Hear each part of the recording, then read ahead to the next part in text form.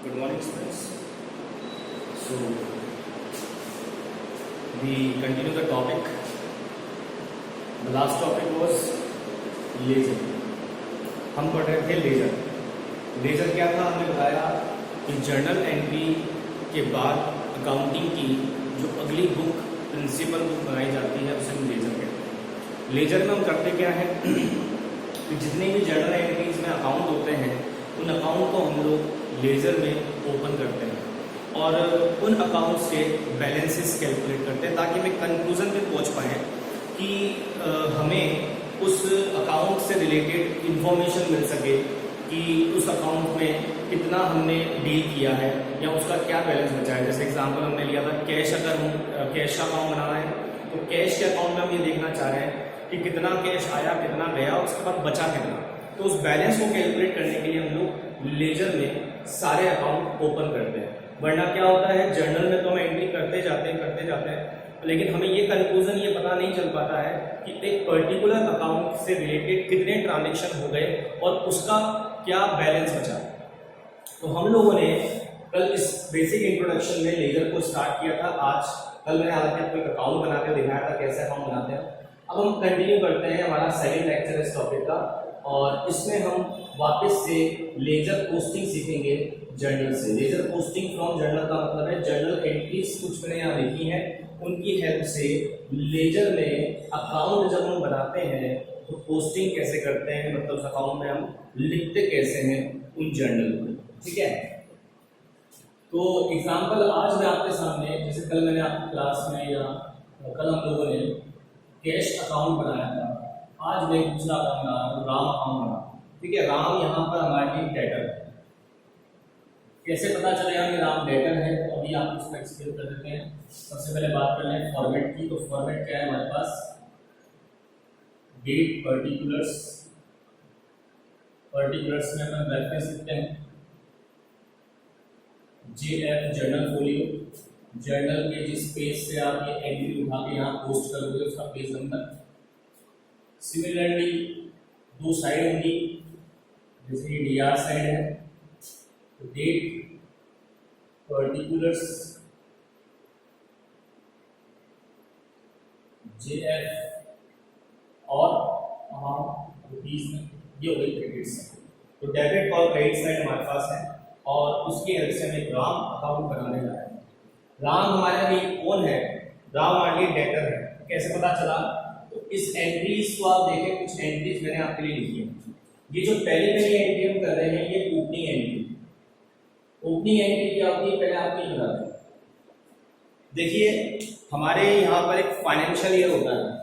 Financial year हमारा अप्रैल to मार्च होता है और उस फाइनेंशियल ईयर में हम लोग अकाउंटिंग करते हैं और उसी फाइनेंशियल ईयर के हम रिजल्ट्स को पता लगाते हैं, क्या हुआ, प्रॉफिट हुआ है, लॉस हुआ. मतलब अकाउंटिंग में एक अकाउंटिंग पीरियड होता है.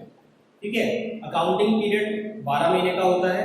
जैसे कैलेंडर ईयर होता है जनवरी टू दिसंबर का, इसी तरह अकाउंटिंग ईयर होता है वो होता है अप्रैल टू मार्च का.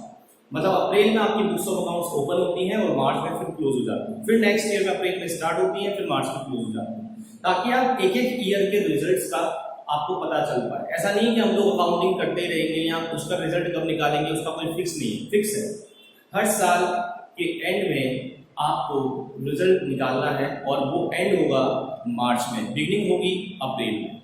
जैसे अभी अपना 2020 ईयर चल रहा है तो 2020 का बिगिनिंग हुआ 1 अप्रैल 2020. अब अप्रैल 20 से लेकर थ्रू आउट द ईयर अगर हम चलेंगे, हम ट्रांजेक्शन करते जाएंगे, ट्रांजेक्शन रिकॉर्ड करते जाएंगे, ये बुक्स ऑफ अकाउंट्स बनती जाएगी और इन बुक्स ऑफ अकाउंट्स का जो कंक्लूजन है वो हम निकालेंगे 31 मार्च 2021 को. वहां पर जाकर हम लोग अपनी बुक्स ऑफ अकाउंट्स को क्लोज करेंगे. ठीक है. अब यहाँ पर ओपनिंग एंट्री का मतलब क्या है कि जैसे आपका एक रनिंग बिजनेस है, बिजनेस चल रहा है, तो सोचिए पिछला फाइनेंशियल ईयर क्या हुआ होगा. 1 अप्रैल 2019 को लेकर 31 मार्च 2020 तक एक फाइनेंशियल ईयर चला होगा पिछले साल. तो पिछले साल में हम लोगों ने जो फाइनेंशियल ईयर में जितने भी ट्रांजेक्शन किए, ट्रांजेक्शन करने के बाद हम लोगों ने उसका कंक्लूजन निकाल लिया, प्रॉफिट लॉस निकाल लिया. प्रॉफिट लॉस निकालते ही जितने भी इनकम एक्सपेंसेस के अकाउंट होते हैं, प्रॉफिट लॉस के अकाउंट होते हैं, वो तो उसी फाइनेंशियल ईयर में क्लोज हो जाते हैं, क्योंकि अगले साल नए खर्चे होंगे, फिर नया प्रॉफिट लॉस निकलेगा।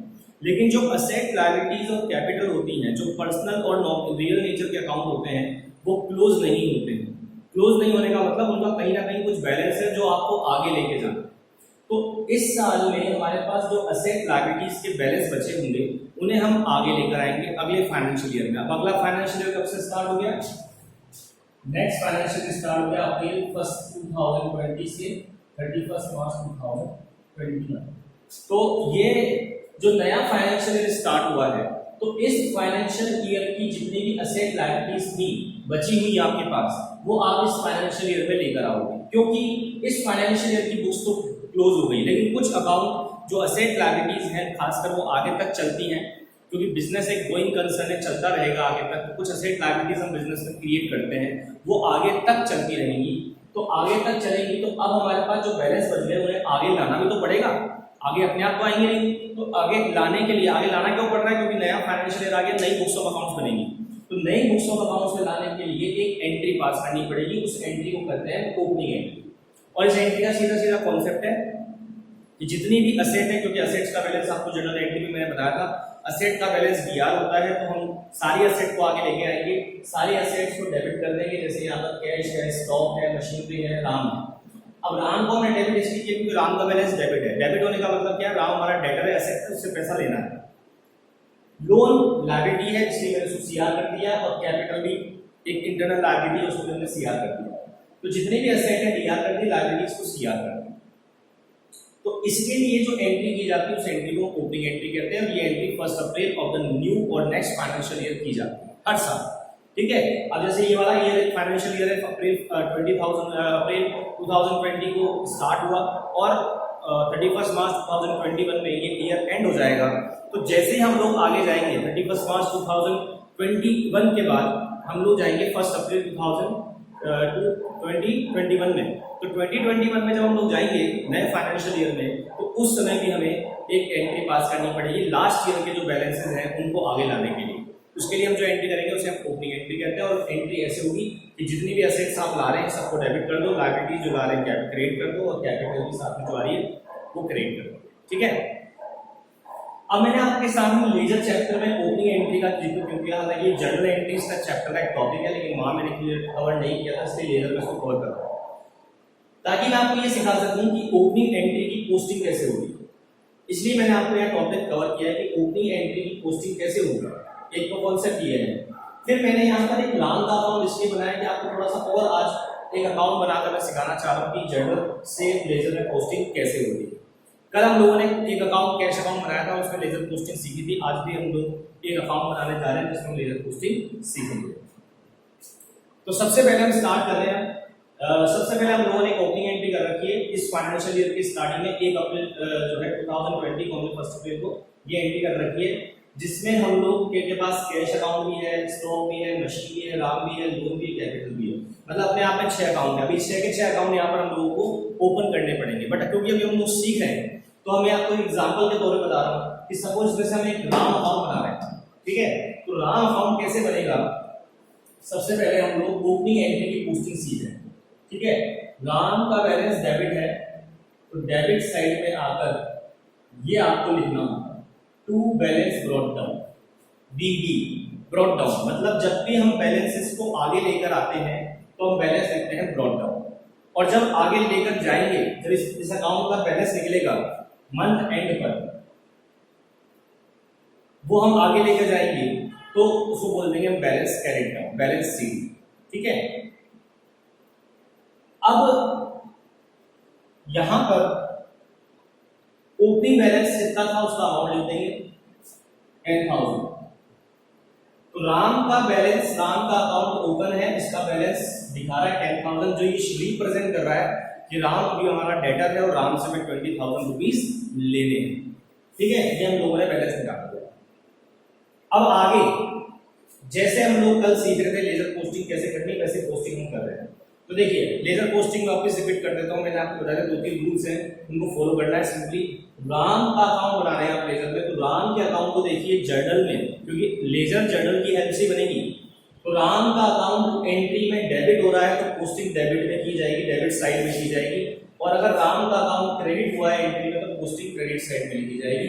अब लिखना क्या है यहाँ पर, वो है रेफरेंस, कि जैसे अगर राम डेबिट हुआ तो क्यों हुआ, क्या हमने उसको कुछ बेचा इसलिए वो क्रेडिट हुआ, लिख देंगे टू सेल। या राम से में कुछ और ट्रांजेक्शन हुए तो वैसे डेटर है तो सेल ही होगी, तो हम लोग राम को डेबिट करते जाएंगे जब भी उसको कुछ बेचेंगे। इसी तरह राम क्रेडिट कब होगा, जब सपोज राम से हमारे को कुछ पैसे नहीं मिल रहे हैं या कुछ पैसे मिल रहे हैं, कुछ पैसा डूब रहा है, कुछ सेल्स रिटर्न हो रही है, मतलब हर वो एंट्री जिसमें राम क्रेडिट होगा पोस्टिंग क्रेडिट में करते जाएंगे और रेफरेंस दे जाएंगे कि क्रेडिट क्यों हुआ। जैसे भी आप देखें 3 अप्रैल की एंट्री है, 3 अप्रैल में राम अकाउंट दिया टू सेल, ये एंट्री हो रही है जिसमें राम डेबिट हो रहा है, तो पोस्टिंग राम के डेबिट साइड में की जाएगी और रेफरेंस भी क्या लिख दिया जाएगा, टू सेल्स। क्लियर है, 30,000। ओके, इसके बाद डेट डाल देंगे अप्रैल 3। इसके बाद है सेल्स रिटर्न अकाउंट दिया टू राम। इसका मतलब क्या है, हमने गुड्स रिटर्न जो है राम को जो बेचा था उसमें राम ने हमको गुड्स लौटा दिया। ये एंट्री थी राम को गुड्स बेचने की क्रेडिट पर, goods sold to Ram, entry भी राम अकाउंट दिया टू सेल, फिर सेल्स रिटर्न अकाउंट दिया टू राम। अच्छा, मैं आपको यहाँ जर्नल एंट्री नहीं सिखा रहा क्योंकि जर्नल एंट्री में उम्मीद करता हूँ कि आप लोगों को आती होंगी, क्योंकि ये हम लोग पहले ही सीख चुके हैं। अब तो हम आगे बढ़ रहे हैं, इस जर्नल की हेल्प से हम लेजर बना रहे हैं। तो इस एंट्री में सेल्स रिटर्न डीआर हो गया और राम सीआर हो गया। क्यों सीआर हो गया राम, क्योंकि राम ने हमें कुछ गुड्स वापस लौटा दिया, तो अब उसका पैसा तो हमें राम से लेना नहीं है, तो राम जिसको हमने पहले डेबिट किया था अपने डेटर मानते हुए, अपनी एसेट मानते हुए पैसा लेना है, अब हमने राम को क्रेडिट कर दिया कि राम अब उससे पैसे हमें उतने रुपए नहीं ले रहे हैं जितने रुपए का कुछ उसने वापस रिटर्न कर दिया है। तो राम कहीं ना कहीं क्रेडिट हो जाएगा, हमारा बैलेंस कम हो जाएगा, राम से हमें कम रुपए लेने हैं, राम हमारी असेट डेबिट डेटर था, अब उसको क्रेडिट कर देंगे, असेट कम हो गई इसलिए सीआर कर दिया। अब इसकी पोस्टिंग कैसे बनेगी, राम सीआर हो रहा है तो सीआर साइड में जाके पोस्टिंग में रेफरेंस में क्या लिखेंगे, भाई राम सीआर क्यों हो रहा है, तो देखो डीआर क्या हो रहा है, मैं कहता रेफरेंस में लिखना क्या है, उल्टा। जैसे अगर राम के अकाउंट को हम लिख रहे हैं राम सीआर हो रहा है तो डेबिट क्या करेंगे, या लिखेंगे क्या कि डेबिट क्या हो रहा है, तो यहाँ पर सेल्स रिटर्न अकाउंट डेबिट हो रहा है, तो हम लोग रेफरेंस लिख देंगे सेल्स रिटर्न अकाउंट और अमाउंट 2000, ठीक है, और डेट डाल देंगे अप्रैल 5। नेक्स्ट 7 अप्रैल की एंट्री हमारे पास कैश अकाउंट दिया, डिस्काउंट अलाउड अकाउंट दिया टू राम। इसका मैंने अमाउंट नहीं लिखा है। इस एंट्री का मतलब क्या है कि राम से हमें पैसा मिल रहा है और कुछ हमें उसको डिस्काउंट भी देना पड़ रहा है, ठीक है। जैसे एग्जांपल के तौर पर अभी आप देखिए राम का क्या हिसाब किताब है, राम को 10,000 रुपए तो हमें पहले ही ले रहे थे, पिछले साल वाले बाकी थे वो लेके आया, वहां की ओपनिंग एंट्री लिखी, टू बैलेंस रेडी करके। इसके बाद 30,000 का हमने सूट सेल आउट किया, 10 और 30 कितने हो गए, 40,000 हो गए। 40 में से 2,000 का उसने वापस कुछ लौटा दिया, तो मतलब वो तो उससे लेने नहीं है, तो अब कितना बैलेंस रह गया, 38,000। तो 38,000 राम से हमें लेने हैं और उससे हमें जो पैसा मिल रहा है, लिखा है नरेशन नीचे कि receive from Ram after 10% cash discount in full settlement of his account. Full settlement का मतलब राम का हम हिसाब किताब क्लियर कर रहे हैं, तो 38,000 रुपीज जो राम से हमें लेने थे वो उसमें से 10% डिस्काउंट लेस होकर 38,000 का 10% डिस्काउंट कितना हो गया, 3800। तो बाकी पैसा हमारे पास कैश में आ रहा है, पैसा आ रहा है, हम डेबिट कर देंगे। 38,000 से 3800 लेस हो कितने बचे, 34,200। तो ये पैसा हमारे पास आ रहा है। अब इस एंट्री की पोस्टिंग बनानी है, यहाँ कैसे बनेगी। अब इस एंट्री में क्योंकि हम लोग राम का काम बना रहे हैं, हमारा फोकस पूरा राम का होगा, राम क्या हो रहा है, डेबिट हो रहा है, क्रेडिट हो रहा है, क्रेडिट हो रहा है, तो पोस्टिंग क्रेडिट साइड में होगी राम की। और पोस्टिंग क्या होगी कि राम क्रेडिट हो रहा है, पोस्टिंग क्रेडिट में करेंगे तो लिखेंगे क्या, डेबिट क्या हो रहा है। अब डेबिट में हमारे पास दो चीजें हैं तो दोनों लिखनी पड़ेगी। अगर एक चीज है तो एक लिखो, दो है तो दो लिखो, 10 है तो 10 लिखनी पड़ेगी। अगर वो राम के अकाउंट को या राम को रिप्रेजेंट कर रही है तो राम का हम सीआर का रेफरेंस क्या लिख रहे हैं कि राम 38,000 से सीआर हुआ है। कल मैंने आपको बताया रूल ये भी है कि जिस अकाउंट को बना रहे हो अमाउंट उसके सामने वाला आना चाहिए, मतलब यहाँ पर अमाउंट 38,000 रुपीज आना चाहिए। अब प्रॉब्लम ये है कि 38,000 आएगा कैसे, कि 38,000 में हम कैश में कितना लिखें और सेल्स रिटर्न में कैश में कितना लिखें, डिस्काउंट में कितना लिखें। तो देखो हमारे पास यहाँ पर ब्रेकअप है, हम लोग यहाँ पर अमाउंट निकाल सकते हैं। हमें पता है कि जो कैश आया है वो 34,200 है और जो डिस्काउंट अलाउड हुआ है वो 3,800। ठीक है, तो कुल मिलाकर हमारे पास डिस्काउंट की भी इंफॉर्मेशन है। तो डिस्काउंट को 3800 से डेबिट कर दिया और यहाँ पर 34,200 से कैश डेबिट हो गया। कुल मिलाकर राम 38,000 से क्रेडिट हो गया। तो ये रेफरेंस दिखा दिया कि राम 38,000 से क्रेडिट हुआ, इसमें से 34,000 कैश आ गया और डिस्काउंट कितना अलाउड हुआ। ठीक है, तो सिंपल सा रूल है। अगर हम लोग वैसे भी देखें, अगर एक छोटा सा ट्रिक मैं आपको बताऊं तो आप ये भी देख सकते हैं कि जैसे राम डेबिट हुआ तो राम अगर डेबिट हुआ तो राम को लिखना है, राम के अकाउंट में रेफरेंस क्या लिखना है, उल्टा रिवर्स। क्रेडिट क्या हुआ, टू सेल्स। यहां राम क्रेडिट हुआ तो क्रेडिट में लिखना है, लेकिन लिखना क्या है, डेबिट क्या हुआ, उल्टा सेल्स रिटर्न। यहां राम क्रेडिट हुआ, क्रेडिट में लिखना है, लिखना क्या है, उल्टा डेबिट क्या हुआ। तो डेबिट दो चीजें हुई है, कैश और डिस्काउंट, और दोनों ही राम को रिप्रेजेंट कर रही है, राम के अमाउंट को रिप्रेजेंट कर रही है कि 38,000 जो राम से ले रहे थे उसमें से 34,200 कैश मिल गया और 3800 का हमने क्या कर दिया, डिस्काउंट अलाउड कर दिया। ठीक है, अब और तो कुछ इसमें है नहीं अकाउंट में। सो लास्ट में हम क्या करते हैं, बैलेंस कैलकुलेट करते हैं। अब यहां पर आप देखेंगे इस साइड का टोटल जो है वो 40,000 है और इस साइड का टोटल भी 40,000 है। मतलब ये अकाउंट बंद हो गया, इसका कोई बैलेंस नहीं निकलेगा। और बैलेंस क्यों नहीं निकलेगा, बैलेंस निकलना भी नहीं चाहिए, क्योंकि राम से जो भी हिसाब किताब था वो पूरा हो गया, राम से हमें कुछ भी पैसा लेना देना नहीं है। 38,000 का लास्ट का सेटलमेंट बच रहा था, वो 38,000 हमको मिल गया, चाहे कुछ डिस्काउंट दे दिया, लेकिन कुल मिलाकर हमें पैसा मिल चुका है। राम की दोनों साइड टोटल आ रही है बराबर। तो ये अकाउंट क्या रिप्रेजेंट कर रहा है अब कि राम से हमारा कोई हिसाब किताब नहीं है, राम का अकाउंट क्लोज हो गया, अब ये आगे नहीं जाए। ठीक है, तो ये राम का अकाउंट आपको क्लियर हुआ होगा। इसके बाद हम लोग कैश का अकाउंट बना के दिखाते हैं। कैश का अकाउंट बनाते हैं, इसी क्वेश्चन में कैश का अकाउंट बनाते हैं।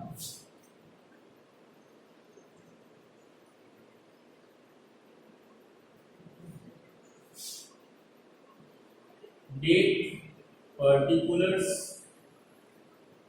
JF या ब्लैंक छोड़ना है कॉलम, हमारे पास पेज नंबर नहीं है अभी जिससे हम पोस्टिंग कर रहे हैं। फिर डेट, पर्टिकुलर्स, JF और ये हमारा कैश अकाउंट बन गया।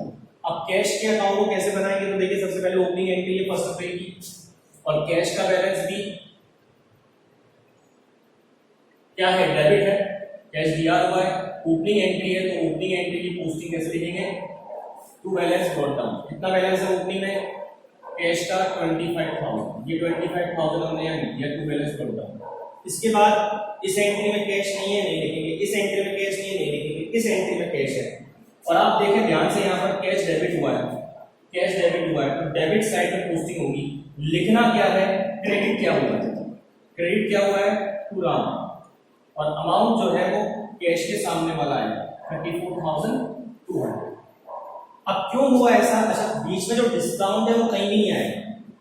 क्यों नहीं आएगा, क्योंकि कैश अकाउंट बनाने हमें कैश से मतलब है, कैश डेबिट हुआ मतलब कैश आया है, किससे आया है ये दिखाना है, रेफरेंस में किससे आया, राम से आया।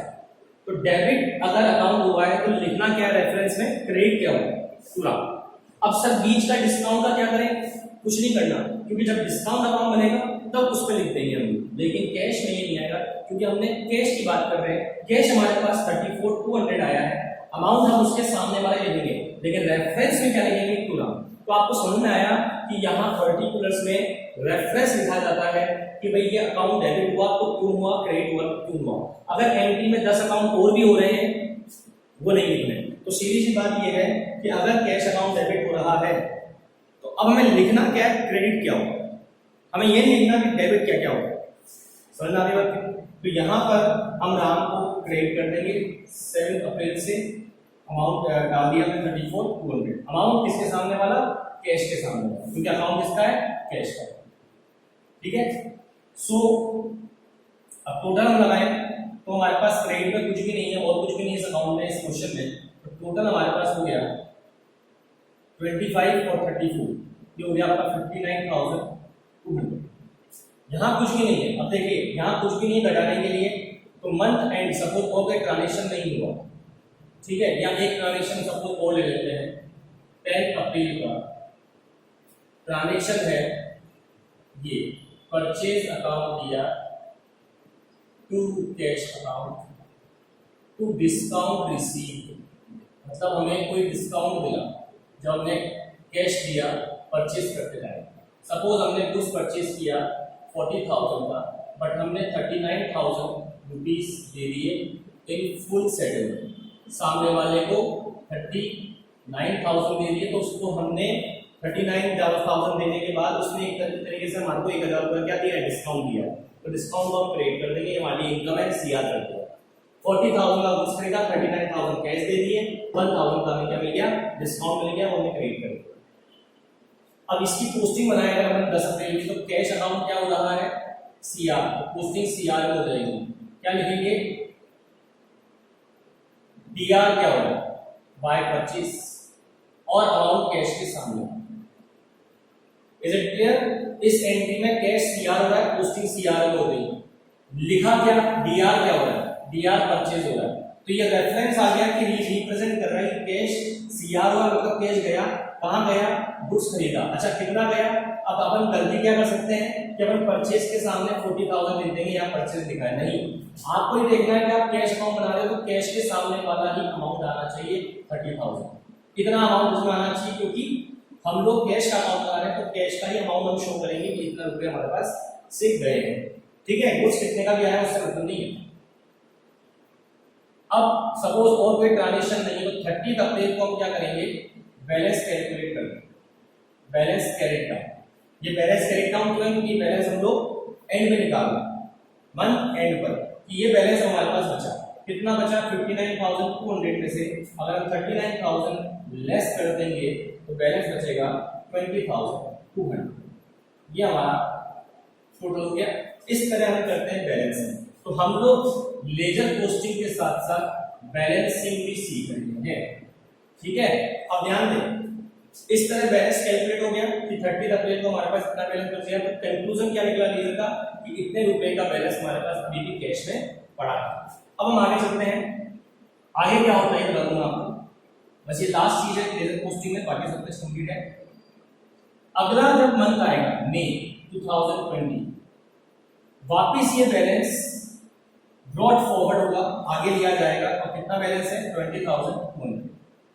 जैसे हम लोगों ने यहाँ पर बैलेंस लिखा था कि मार्च के पिछले साल के बैलेंस इस साल हम आगे लेकर आए, तो बैलेंस ब्रॉट डाउन। इसी तरह हम अप्रैल का बैलेंस, क्योंकि जो पैसा बचा है हमारे पास, तो आगे काम में लेंगे नहीं लेंगे हम लोग। जो बैलेंस अप्रैल का है वो मई में काम आएगा, तो मई में हम लेंगे उसको आगे टू बैलेंस ब्रॉट। क्यों ले गए आगे? और यहाँ ही क्यों लिखा सर? क्योंकि बैलेंस डेबिट है, डेबिट बैलेंस का मतलब डेबिट साइड का टोटल ज्यादा था, इसलिए बोलेंगे कैश का बैलेंस डेबिट है, तो वापस जाके डेबिट पे लिखेंगे टू बैलेंस ब्रॉट। अब यहाँ फिर आगे मई की कहानी स्टार्ट हो जाएगी। मई के ट्रांजेक्शन निकाले जाएंगे, फिर मई का बैलेंस निकाला जाएगा, फिर मई का बैलेंस आगे जून में जाएगा, जून का जुलाई में, एंड सो ऑन। ठीक है, तो इस तरह जब बैलेंस निकालते हैं मंथ एंड पर तो लिखते हैं बैलेंस सीडी, और जब उसको आगे लेके जाते हैं तो लिखते हैं बैलेंस बीडी, ब्रॉट डाउन। ठीक है, तो आज के लिए हम लोग इतना ही लेते हैं, बाकी चीजें हम लोग करेंगे अब अगली क्लास में। आज आपके लिए इतना ही है। So thank you so much. I hope आपको आज की क्लास समझ में आई होगी। इसको फिर देखिएगा, यहाँ लगभग लेजर पोस्टिंग चैप्टर जो है वो कंप्लीट हो जाता है। फिर भी एक क्लास हम कल इसमें और ले लेंगे, बाकी कंप्लीट है, वो कुछ नहीं करना इसमें। ओके।